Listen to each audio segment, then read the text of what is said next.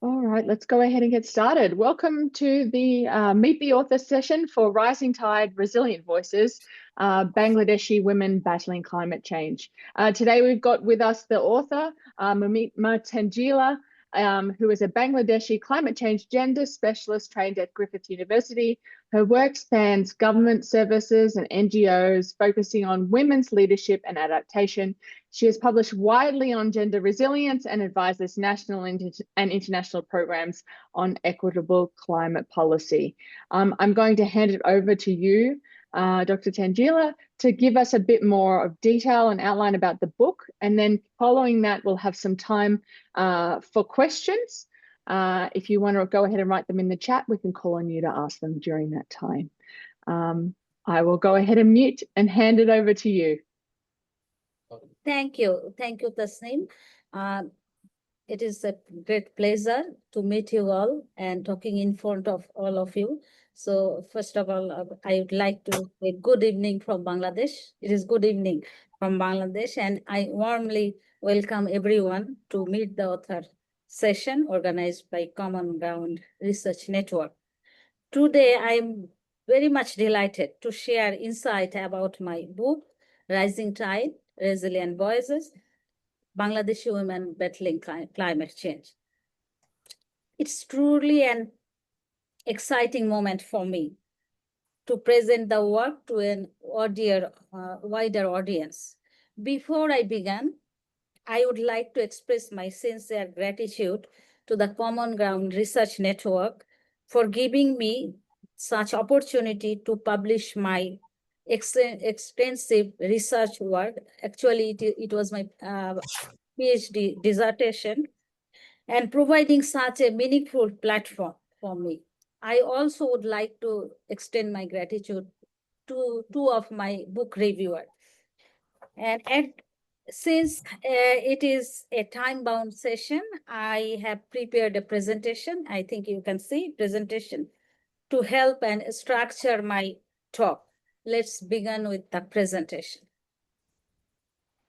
So this is the first, you can see the title of my book, Rising Tide, Resilient Voices, Bangladeshi Women Battling Climate Change. And as you know, I am currently working as an associate professor at the East West University at Dhaka, Bangladesh. So this is the book cover. You can see the book cover, and I would like to show that the hard copy of the book already arrived to me. So this is really an exciting moment for me. So, and I think this book cover is very nicely done. So as background, I would like to inform you how my thesis turned into a book. Like briefly, I can share that my PhD dissertation evolved into a book. I completed my PhD in 2017, and over the years, I published several articles in some reputed journals, and one of them also published in Common Ground Research Network, first one actually published here. And also I am affiliated with the Common Ground Research Network since 2014, following my participation in the 6th International Conference on Climate Change and Climate Change Impacts and Responses in 2014. So you can see the chapters of my book, since I am giving brief information. So chapters, okay, I think I need to do that way. This is good, right? It is better to say. So this is the 8 chapters of my book. Like first one, actually, climate change impact and vulnerable sectors in Bangladesh. Then in second chapter, I described the theories and methodology. And in chapter 3, gender relation and climate change suffering of women in Bangladesh. Then chapter 4, women's responses to climate change at household level. Chapter 5, I describe the women's responses to community-based adaptation. Then chapter 6, I narrate some stories of climate champions. And chapter 7, climate change adaptation in Bangladesh and policy frameworks through gender lens. Since some policies are there, so I analyze from gender lens. And finally, the conclusion, resilience and adaptation, fostering gender equality. So this is the theoretical framework. And this is the theoretical framework, and that I framed my study within political ecology theories, integrating feminist political ecology, ecofeminism, and also feminist environmentalism, to provide a feminist analysis of women's specific experiences with climate change related issues. But it is even nice inform. I like to inform that actually, since it was my PhD research and it done before back to actually 2007 and to 2017, but during preparation of my manuscript, actually I updated the secondary materials or secondary information to ensure relevance and reflect recent developments. Then this is actually the research design, because it was an extensive field work. So this is a case study. Actually, I employed a qualitative methodology for this study using a case study approach. And Bangladesh was selected a single case study for this research because Bangladesh, as a representativeness, one of the most climate vulnerable countries globally. And to ensure the depth and multidimensional understanding of the study, I investigated multiple climate change adaptation program across different regions and climatic zones.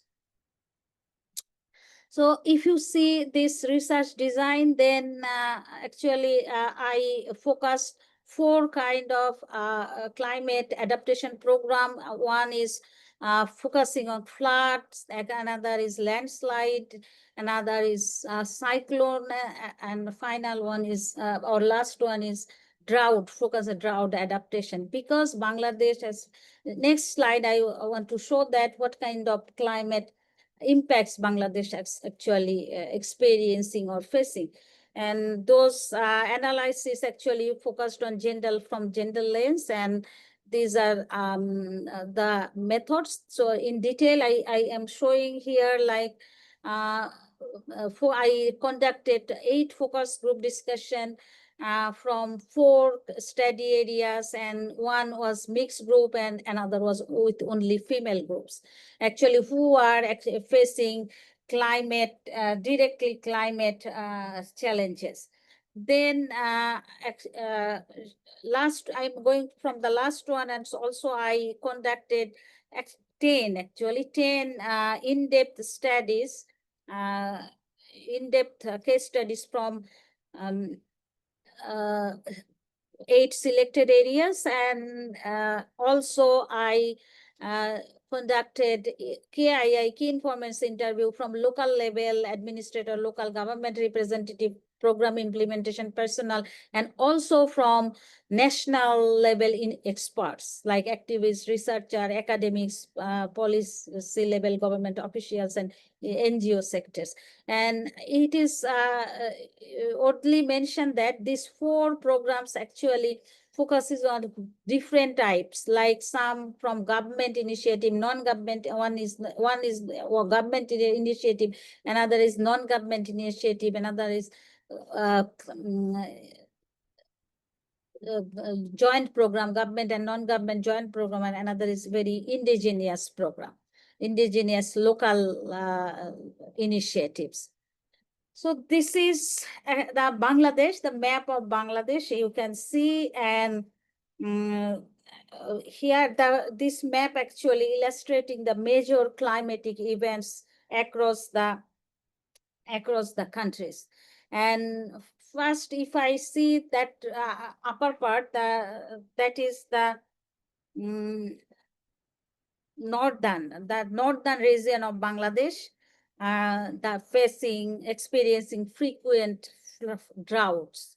And while the southeastern coastal areas, the lower part of the country, eastern coastal areas are affected by cyclones and salinity intrusion, and southern western coast, the cities, because this is one landslide prone areas, that is city. I conducted my study there.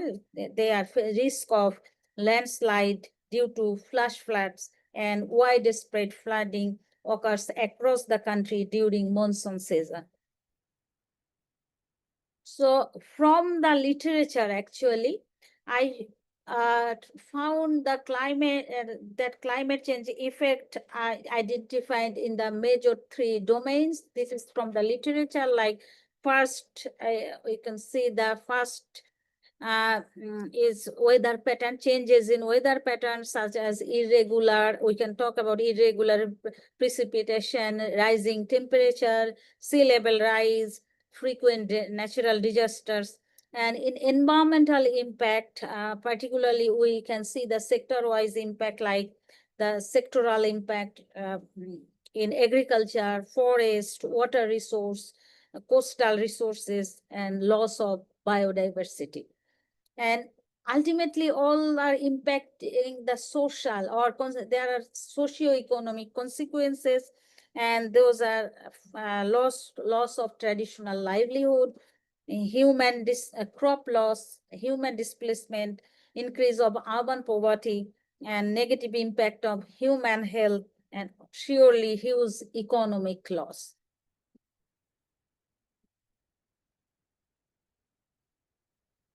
And I actually started my study with a fundamental research question, that is, are impacts of climate change gender neutral? And to explore this, I conducted extensive literature review. And existing literature actually finds these are the key findings. The first one is climate change is not really gender, class, or geopolitical neutral phenomenon. And there are the consequences, and why we're telling it is not gender or class neutral phenomena. First one, if we see the gender, disaster, and poverty nexus, because climate change impacts we mostly visible through increase of natural disasters. So there is a nexus between, and these impacts we can see more causality among women. Then also women are victim of more during disaster time, women face more gender-based violence. And another problem is feminization of female-headed household because of male-out migration, because due to traditional livelihood, loss of traditional livelihood, male actually move first.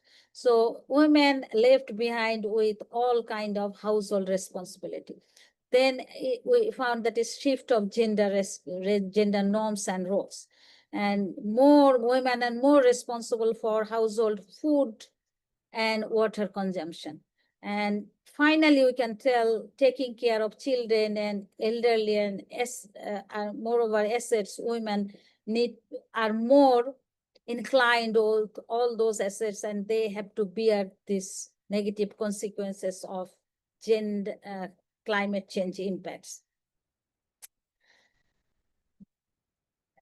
And this one actually, previous one from the research, from the literature review, but my empirical findings actually I am affirming previous findings that Bangladeshi women as a socially disadvantaged group are experiencing serious negative consequences of climate change in their everyday lived experiences.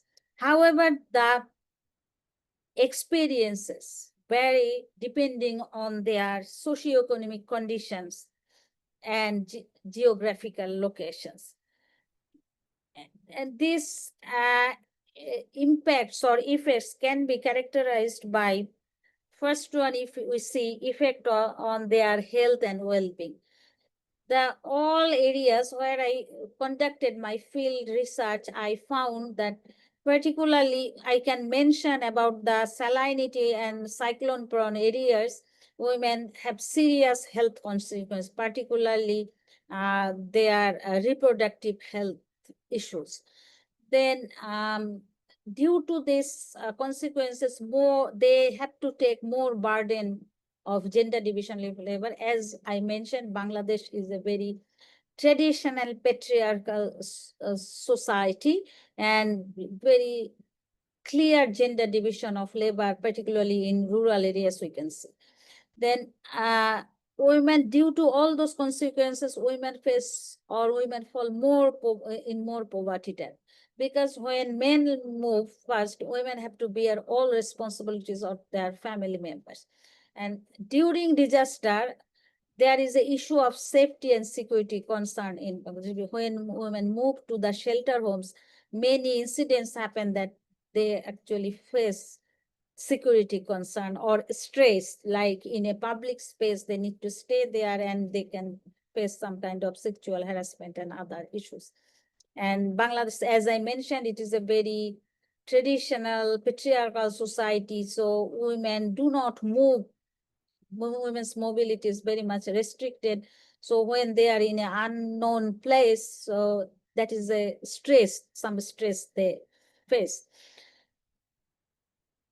And this is some pictures I would like to show you from my field. Actually, the first one, and this is the salinity prone areas where it is a big concern of women. As I mentioned, gender division, like water consumption, water collection is solely women's duty. So they have to travel long way to collect water. And another one is drought prone area, that is major concern of crop loss and traditional livelihood, and flood affected area. And final one is actually landslide areas.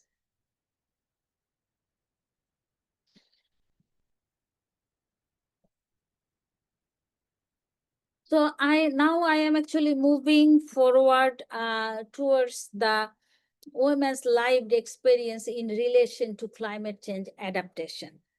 And particularly, I focused on the 3 domains, like which are directly impacted on women's life, like their first one actually household, second one is community, and third one in institutions. And all these experience actually purely shaped by various factors such as gender norms, gender division of labor, gender power relation, gender power relation, and socio-cultural practices.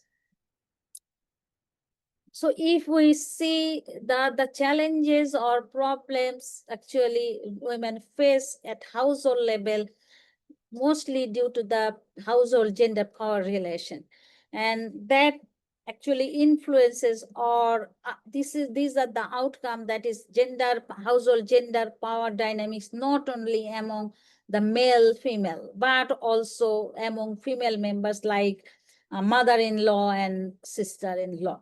And because this is a very traditional society, rural society, and that power dynamics does not only work within the male and female members, then that ultimately shapes the decision-making issues of women.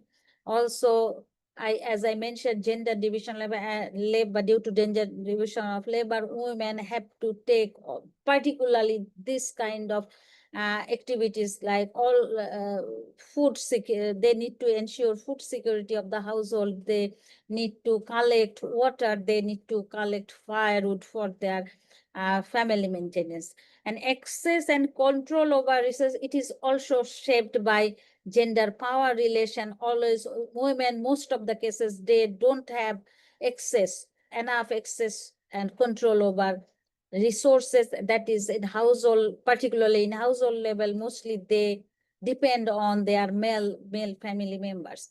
And conflict, finally, we can see, because there are many adaptation programs are going on or initiated by government and non-government also, and women are engaging on those activities. So a conflict between, or they have to maintain the balance between their domestic responsibility and those community or involvement. And second one, as I mentioned, that is the community, gender biased or male dominated community environment. Here we can see visible gender disparity in these areas. Like first one, if I talk about societal subordination, women always considered as a less important in the society, particularly community level decision making issues. And women mostly, even we see women are engaging in community-based adaptation practice. Some cases it is their participation is a tokenism. They don't have that much decision-making power.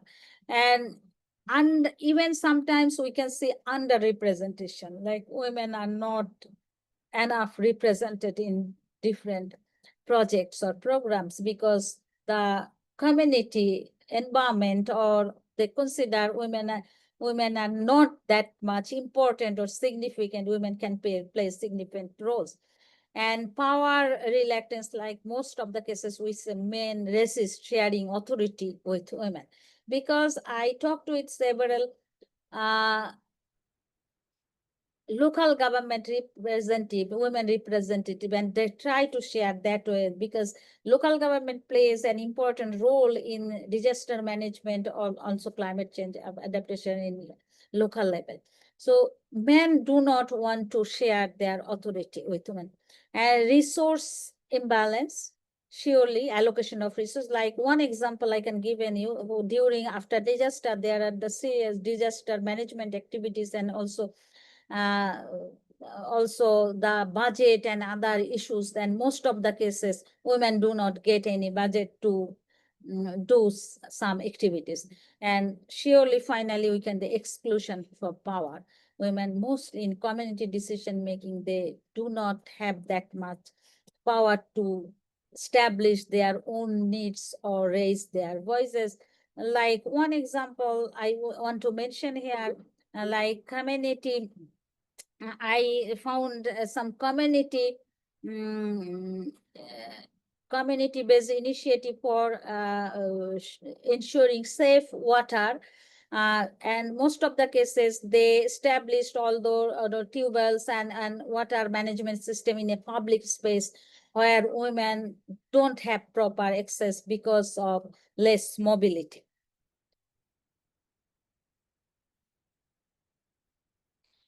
Then a final discussion point, actually the institutional level, because institutions are a serious concern issue, because policy and programs actually implemented through those institutions.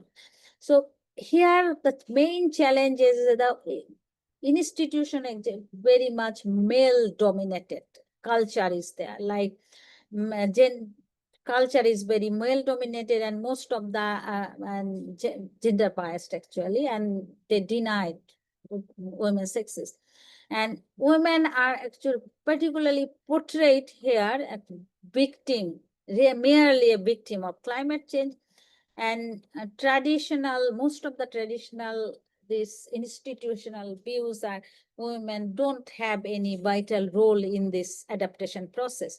And this is the Bangladesh Climate Change Strategy Action Plan. And I talked about, because I started with the work in the first one, it is formulated in 2009. Here actually they consider women totally vulnerable, and sometimes ignores the gender needs. here actually my argument or whatever my main argument in my thesis, that is, are women simply victim of climate change or not?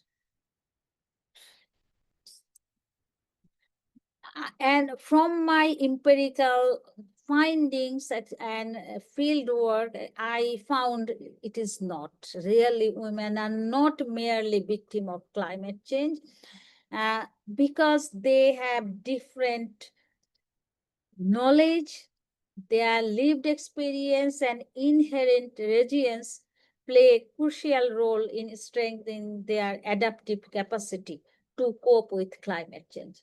And particularly if we see the household level, so role of women play an important or vital role in subsistence agricultural economy that helps to food security of the household, particularly and they are the water manager of the household, and household label, they create household level resiliency by using of their agency, particularly their social capital.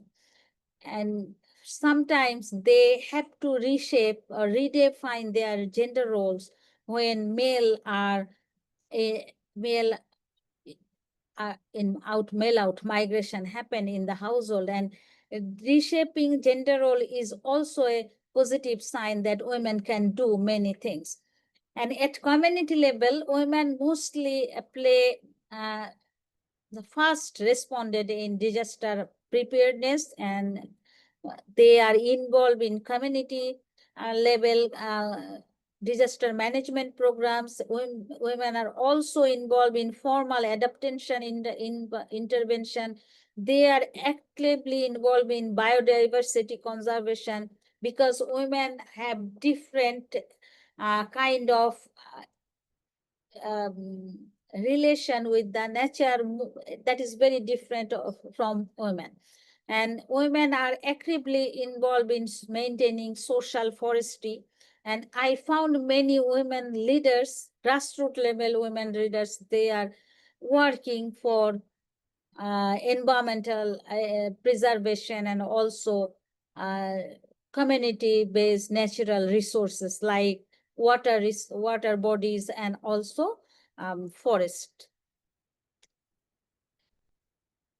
So this is actually my saying that how we should view women's role in climate change. Whether we should see as a victim, that whether we will highlight only vulnerability and support from that perspective, or women should be considered as an active agent of climate change adaptation, particularly emphasize their leadership role and resiliency. So this is also my findings that, or you can say my argument, that women usually have their primary responsibility for particular type of resource management, and which they enrich their knowledge, connects them in a different way to environment. And because I tried to explain all those findings, analyze the findings from feminist political ecology perspective. And second argument is relation between agriculture and gender are very different.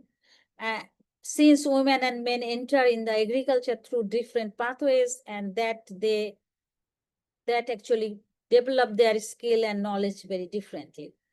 And women's role in food security as subsistence farmers, resilient and expert actors. As I mentioned previously, food security insecurities, say as crisis or impacts of climate change. Then finally, women have important knowledge and skill in natural resources, and that can actually helps to manage their household and community properly. Whatever.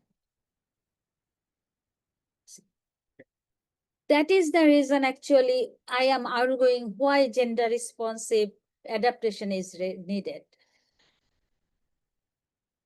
if we find gender responsive adaptation program and particularly plan and programs, then it will help for sustainability and equal benefit for all.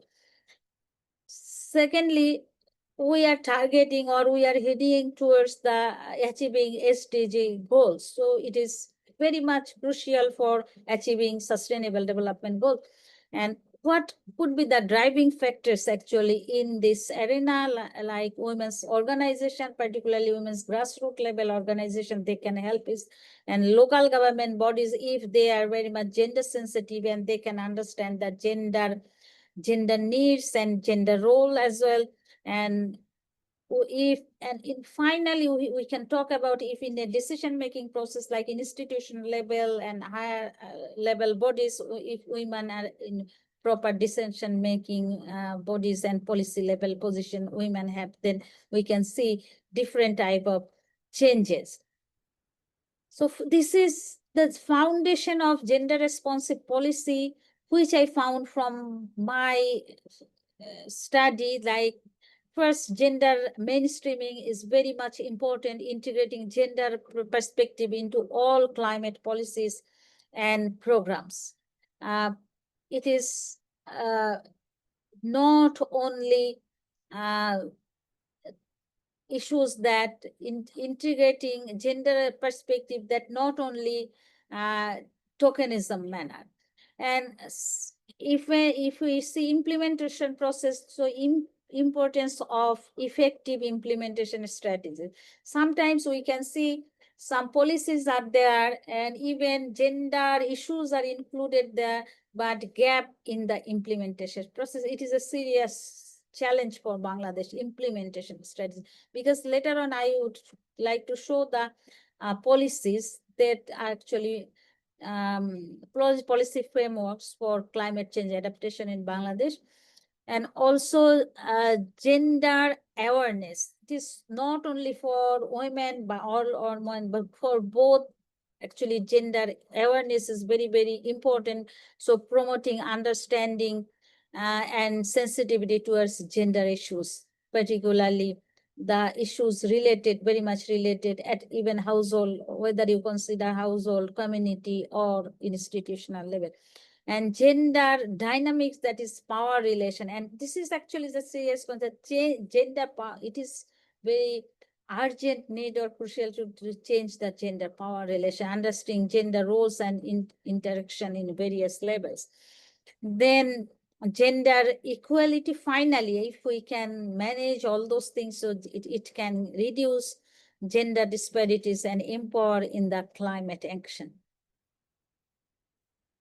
And this is the recommendation, and I am at the end of my talk, like that. This is the recommendation I offer in my thesis or book, that is institutionalized action plan, and also accountability measures and periodical review of climate change policies and programs, and very clear guidelines is needed, because 3-4 ministries are working in this arena, but not clear guidelines who will do what. That is very important, because you know the one of the lead ministry of climate change related, dealing climate change related issues, that is Ministry of Climate Change and Forest and Environment. On the other hand, Ministry of Women Affairs, they actually looking all those issues related to women's measures. So this is some clear guideline is very much needed, who will do what. So for that, if it is uncoordinated gender integration, then we can see there is actually no practical or robust activities for concerning women issues in the climate change adaptation programs and policies, or if there is a coordinated gender integration, so we can found gender concern are fully integrated. So this is the end. Actually, I would like to end with my talk with a quote from Vandana Shiva. I think many of you know about Vandana Shiva, the eco-feminist, very prominent eco-feminist from India. So I would like to conclude with her quote, real solution to climate change won't come from the world leaders or at climate conferences. Solution will come from those at are vulnerable and already dealing with the impacts of climate related disaster, in other words, women. So thank you very much for the patience hearing, and this is my contact details. If anyone want to ask more, you can, or if you want to see my papers, actually the articles I publish, that I can send. And finally, I'm waiting for the question arise from my discussion. So thank you very much. Could I finish on time or? Yes, perfect. Okay. So with that, what I'll do is I'll open it up to any questions. If you have a question, you can feel free to raise your hand or write your name or the question in the chat, and we'll open it up there. I know it always takes a second for people to, synthesize everything that they've heard in the last half an hour. So feel free to jump in if you would like to ask Dr. Tanjeela a question about the book. I'm happy to answer all those questions. If you want to ask anything or don't be shy. Not explain in detail. So here, David Humphreys, are you able to unmute and ask a question? Is that working? Can you hear me? Yes, we can hear you. Yes. Okay, that's good. I can use the technology. Mumita, thank you very, very much for a very interesting presentation. I thoroughly enjoyed that. Thank you. If I could just briefly introduce myself, I'm David Humphreys. I'm the Research Network Chair for Common Ground's Sustainability Community, at least for the next year. After that, I'll be stepping down. But I have a question about the northward movement of the saline frontier in Bangladesh, because about 15 years ago, with an Open University film crew, we went out to Pike Gacha in Khulna province, deep in the floodplains of the south. And there we learned that climate change was increasing the frequency and intensity of extreme weather events, and that this was pushing the saline frontier of seawater northwards onto the land and affecting the aquifers. And we found out how people in Khulna province had adapted to that. They used to grow rice, and now they tend to grow saline tolerant vegetables. We met one farmer, a gentleman called Nirapad Baini, who's one of these people that makes an impact on you. I'll never forget him, because he very calmly explained that he was quite indignant about the changes to the environment in Khulna province, because he understood the science of climate change and knew that this was primarily the problem that had been caused historically by the global north. And he asked us to make sure that this point of view was put over in our teaching. Having said that, he then invited us to have lunch with his family. He was a very hospitable and decent man. So my question is, what is this challenge of the northward movement of the saline frontier? How can women and communities adapt to that, given that this is a gradual creeping problem that is steadily getting worse? I'd be very interested in anything you have to say about that, Mumita. And thank you again for an interesting presentation. Thank you. Okay, thank you. Thank you for your insightful question. And I am happy that you are actually known of those areas, very much known. Many of maybe even known about the Bangladesh. So you went Paikgacha, that area actually, the one, not that particular area, but the Khulna, Khulna in that part you saw that I also worked my field. I conducted my field work there. So I saw in that salinity prone area, actually, women are trying to differently manage those issues. Particularly one, I saw their food security issues. They are actually doing some homestead gardening for ensuring food security. And also they are doing small level crab farming. Crab farming, it is not really the commercialization of crab farming they are doing. It's just nearby small water bodies or ponds at their home. And also they are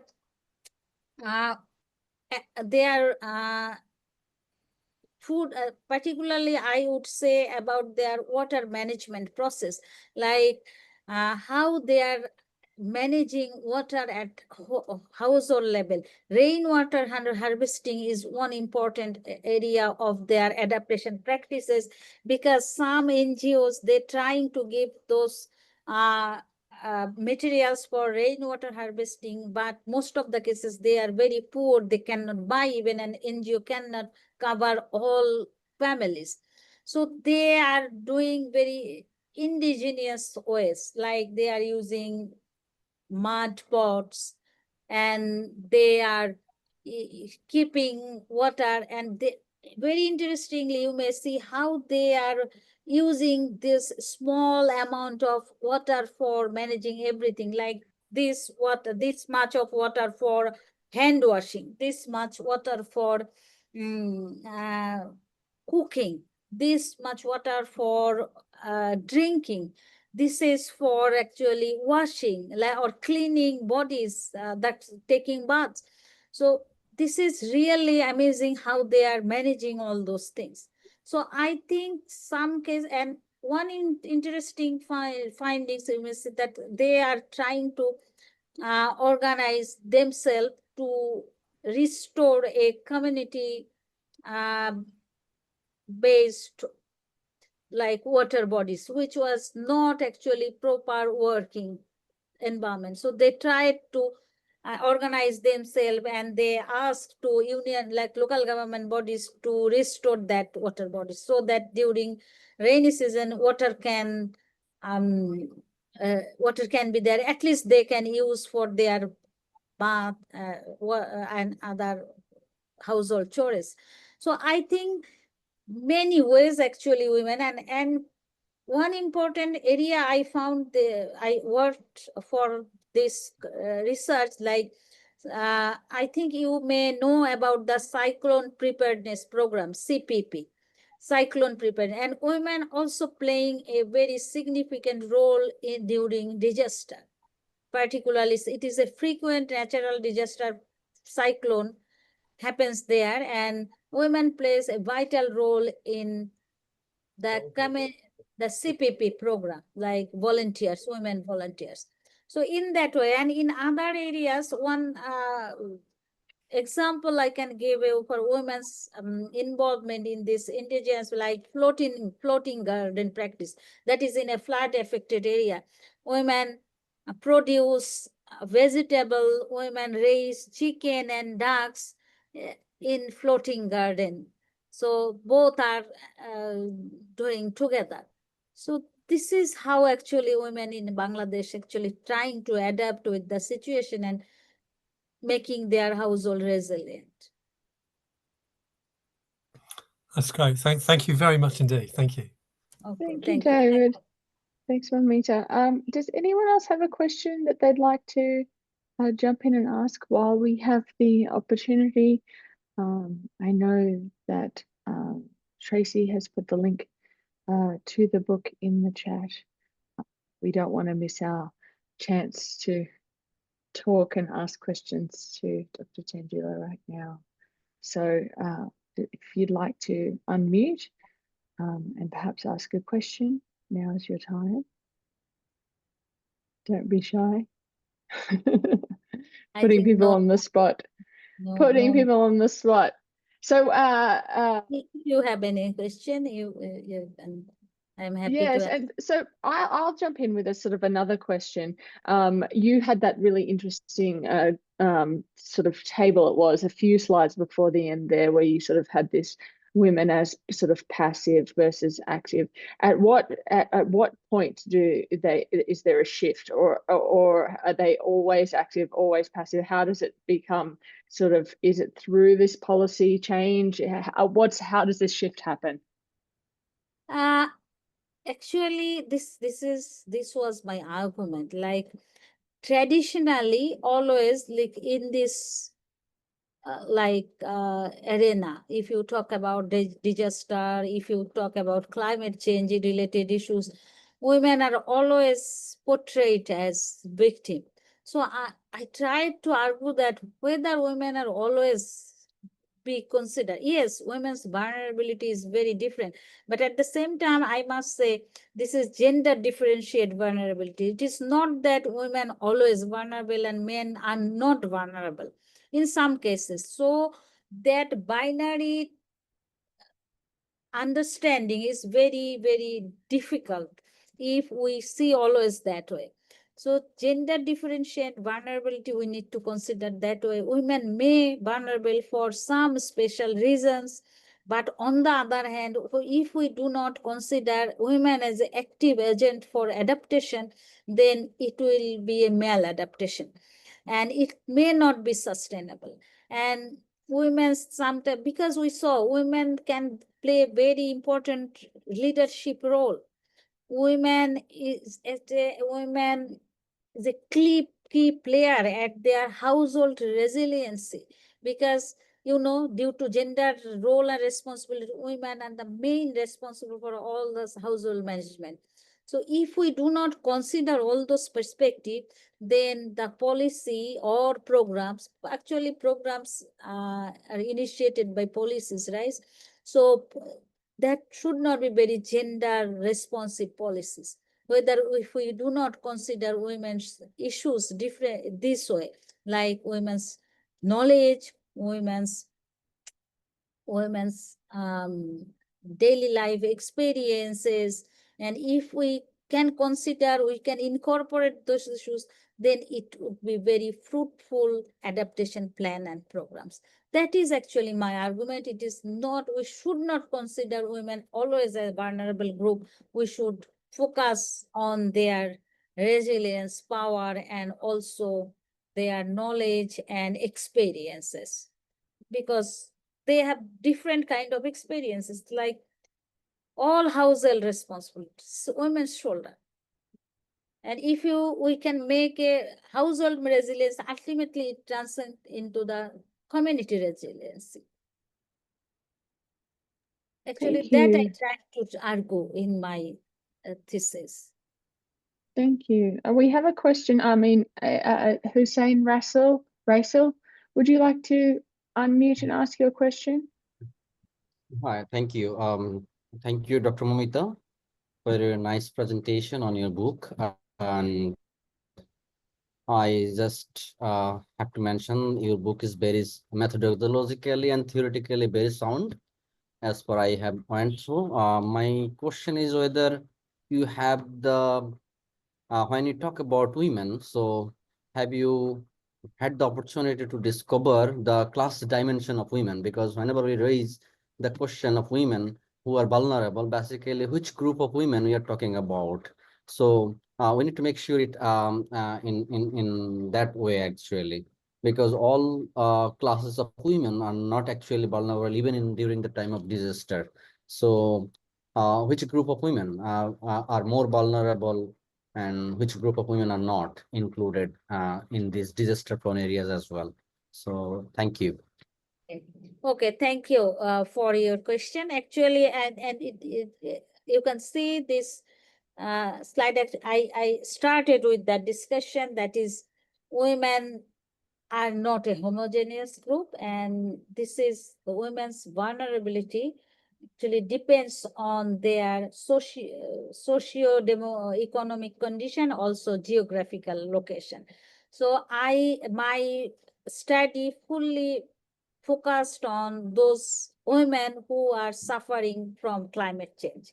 Like if we talk about, since I was talking about water issues, like in the southern coast in Bangladesh, in Khulna region, yes, in where upper, like solvent class women, they don't have face this water crisis because they have own tubewells and they can have good facilities to even storage of rainwater.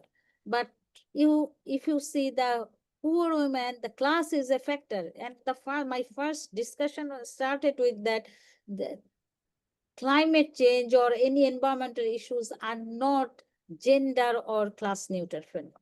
So surely I agree with your point. It is not that all women are vulnerable.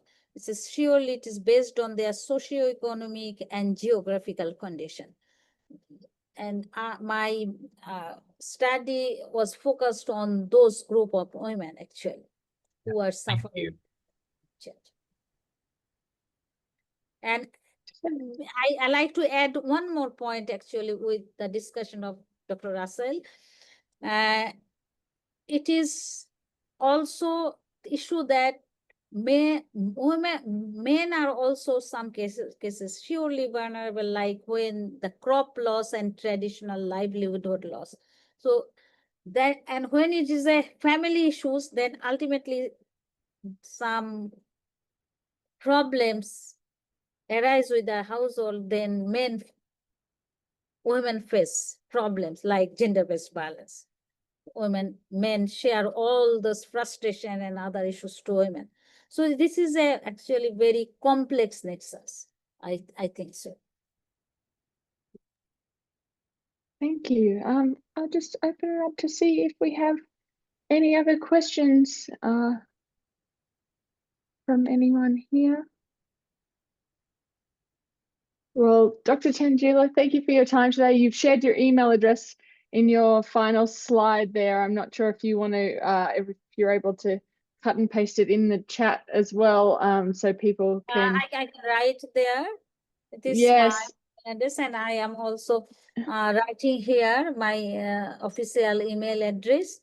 And if anyone interested to look at my some articles which I published in different journals. One is well cited, that is influence of gender relation in climate change adaptation in Bangladesh. So that one, and last year I published another one like gender women climate change women in climate change adaptation through a gender lens. So this paper, if anyone interested, if I can send all those. Yes, please. Okay. Put your email in the chat and we can email you and follow along there. So address. And perfect. again, I think many join later on. So this is the final. Yes. Today I received actually the book. So very interesting. Perfect timing for our session today. Yeah. So Tracy has put the link for the book in the chat. So everyone please click and buy the book, or if you're a Research Network member, you should be able to make sure you're logged in, but you'll be able to download the PDF there as well as part of your Research Network membership. So thank you all for your time today. We appreciate it. Thank you, Dr. Tanjeela. We're recording this session, so we will upload it. So hello to those people who are watching later on. And thank you very much for joining us. It will be nice to get that conversation and saying later on. So thank you very much, all of you, for arranging this session, and also who are present in that session for your interest. Thank you very much. And it was a very nice experience to talk with all of you and meet all of you. Okay, thank you. Thank you all. Have a nice morning, afternoon, evening, wherever you are in the world. Okay, Bye, yeah. This everyone. afternoon it is night really. It is 10. We Yes, are yes. 10 p.m. Time for 10, bed almost. 10 p.m. in Bangladesh. Okay. Bye, Thank everyone. you. Thank you, Tracy. Thank you.